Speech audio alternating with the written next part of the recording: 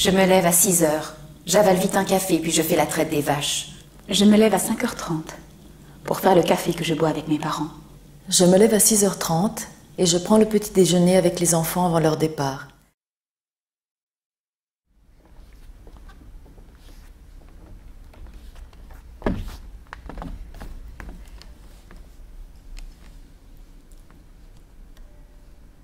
J'ai eu une fille, ma première. Je savais pas, on n'avait pas demandé. Quand elle est née, j'ai senti la déception de mes beaux-parents. Faut dire, ils s'en sont pas spécialement cachés, ils sont pas très psychologues.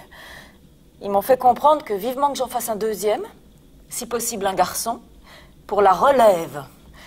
Je me suis dit, je vais faire que des filles, juste pour les emmerder. Ils vont pas s'accaparer mes enfants pour en faire des gars qui transmettre. S'il veut faire autre chose, pas de problème. Mais s'il vient me voir un jour en me disant qu'il reprend la ferme, je serai fière.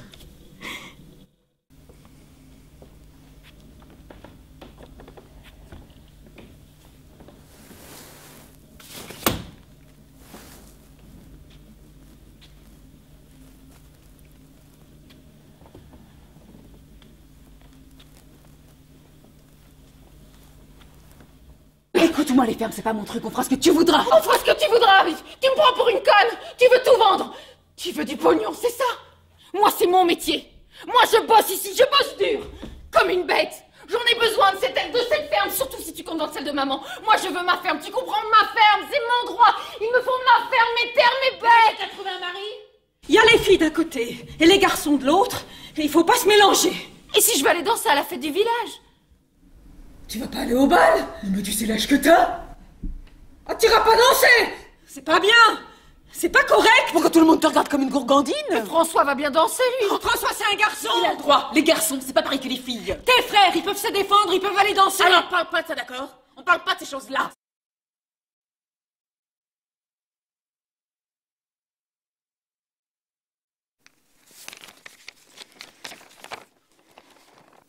J'ai essayé de te le dire, mais nous nous sommes déjà trop éloignés à cause de la ferme. On se parle plus. Seulement des quotas, des prêts et des nouveaux investissements qu'il faudrait faire. Je suis désolée, mais je me rends compte que j'étais pas faite pour ça.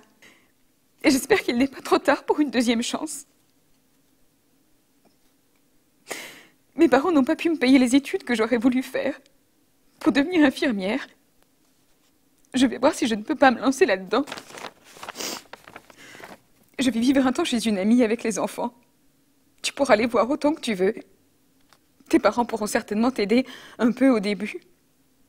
Mais si je reste, je meurs.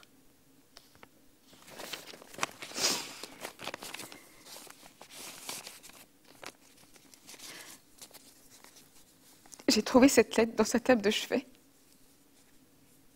Maman n'est jamais partie. Je me lève entre 5 à 6 heures du matin. Je file aussitôt à l'écurie pour nettoyer les bêtes, pour donner à manger et à boire aux veaux. Je rentre à la maison pour m'occuper. Je me lève à 6 heures. J'avale un café, puis je fais la traite. Je lui prépare son petit déjeuner. Je me lève à 6 heures chaque matin et je me précipite à l'écurie pour la traite.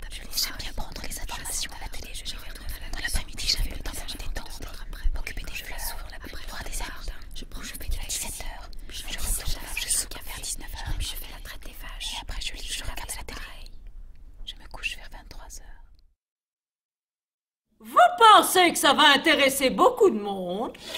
Est-ce qu'Hollywood vous a déjà contacté? Et pour tout ça, on va être payé?